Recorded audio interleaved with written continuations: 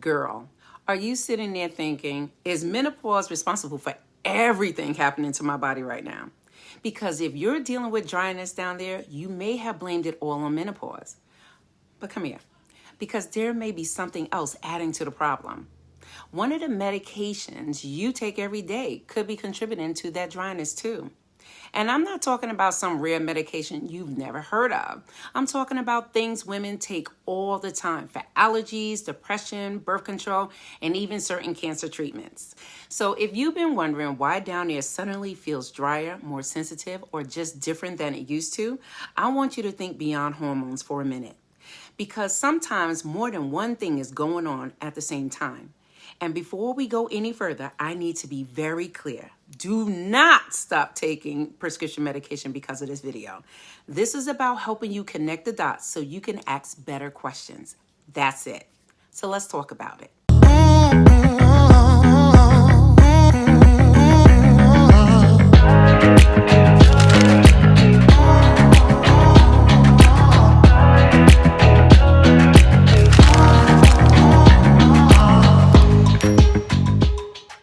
So first, let's talk about what does dryness down there actually feel like. When people hear vaginal dryness, they usually think about dryness inside the vagina. But that may not be how you experience it. Maybe the skin on the outside feels drier. Maybe you're more sensitive. Maybe your underwear suddenly feels irritating. Maybe you notice burning, itching, soreness, discomfort during intimacy, or you just know something doesn't feel the way it used to. And you may not even describe it as vaginal dryness. You may just be saying, why does everything feel so irritated? Why am I suddenly so sensitive? Why does down there feel dry all the time? That matters because lower estrogen during perimenopause and menopause can reduce natural vaginal moisture and can also affect the vulva.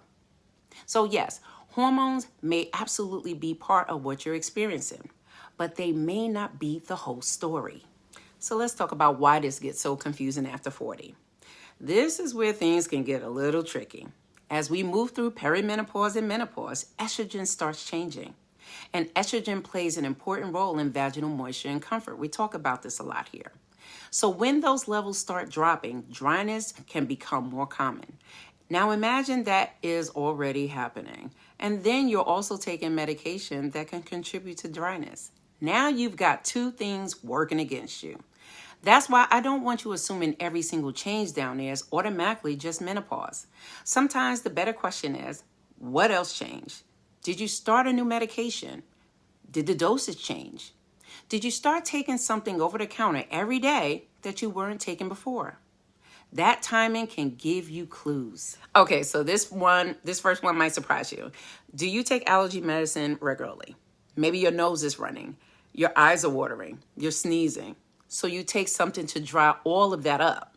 Well, sometimes that drying effect may show up in places you weren't thinking about. Cold and allergy medications are one category that can contribute to vaginal dryness.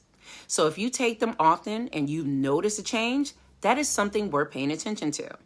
And no, that does not mean every allergy medicine is going to cause dryness for every woman. But if the timing lines up, bring it up. Ask your primary doctor or gynecologist. Could this be contributing to what I'm experiencing? That is a perfectly reasonable question. The next medication is antidepressants. And this one is important because women may be prescribed antidepressants for depression or anxiety, but some are also used to help manage certain menopause symptoms. So you may be taking something that is helping you in one area while noticing a change somewhere else. Some antidepressants are associated with vaginal dryness. Again, that does not automatically mean your medication is the reason you're dry. It simply means it may be part of the picture. And if a medication is helping your mental health, please do not stop taking it on your own. Instead, reason with yourself by asking, I've noticed this change since I started taking this. Could the two be connected? That gives your healthcare provider something specific to work with. Because sometimes the answer is not getting rid of a medication you need. Sometimes the answer is figuring out how to manage the side effects. All right, now let's talk about hormonal birth control. And yes, women in their 40s may still be using birth control. If you're in perimenopause and still able to become pregnant, contraception may still be part of your life. Some hormonal contraceptives can also be associated with vaginal dryness, and this is why this stage of life can feel so confusing. Your natural hormones may be changing. You may be taking hormonal birth control. You may have added other medications. So instead of thinking, what is wrong with me? Start thinking, what changed? That question is so much more useful because your body may be responding to several things at one time. So let's talk about cancer treatments and anti-estrogen therapies. Now, if you are a breast cancer survivor like myself, or you are currently going through treatment, I want to spend a little more time here. Certain cancer treatments can affect estrogen levels and contribute to vaginal dryness. Chemotherapy can lower estrogen, and some hormone and endocrine therapies used for certain breast cancers can lower estrogen or block its effects. Vaginal dryness can be one of the side effects, and I want to be very clear here. If a medication is part of your cancer treatment plan, I am not telling you to stop taking it, and I'm not telling you the medication is bad. But what I am telling you is that if you are experiencing dryness or discomfort, you deserve to talk about that too. You deserve support with the side effects of treatment. You do not have to quietly accept discomfort just because the medication itself is important. And depending on your medical history, especially if you had a hormone-sensitive cancer, some options for managing vaginal dryness may need to be discussed directly with your healthcare team. So please, do not compare your options with someone else's. Your medical history matters. So how do you know if your medication may be part of the problem? You probably cannot figure that out from one YouTube video, but you can start looking at the timeline. When did the dryness start? Did you begin new medication around that time? Did your dosage change? Did you start taking something over the counter regularly? Are you taking more than one medication? Were you already noticing perimenopause or menopause symptoms before the medication started?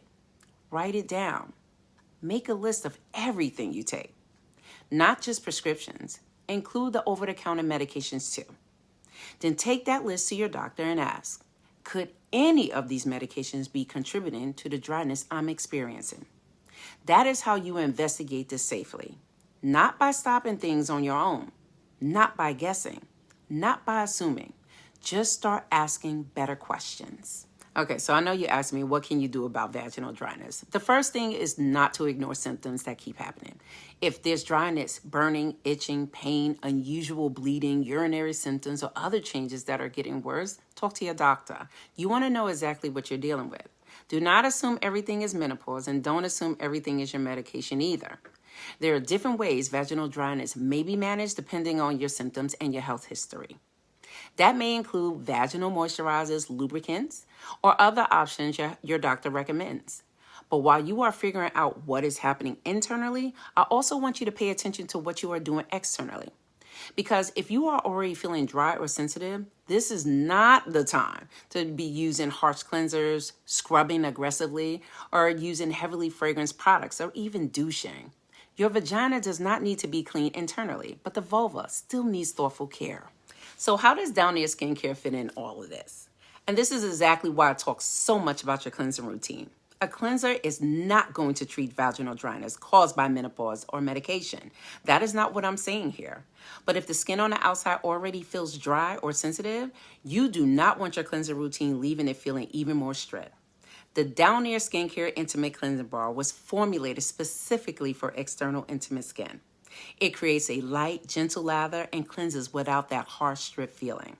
So while you work with your healthcare provider to understand what may be happening inside your body, you can still be intentional about how you care for the skin on the outside, because that matters too. So hon, before you chalk all of this up to menopause and decide you just have to live with it, look at the whole picture.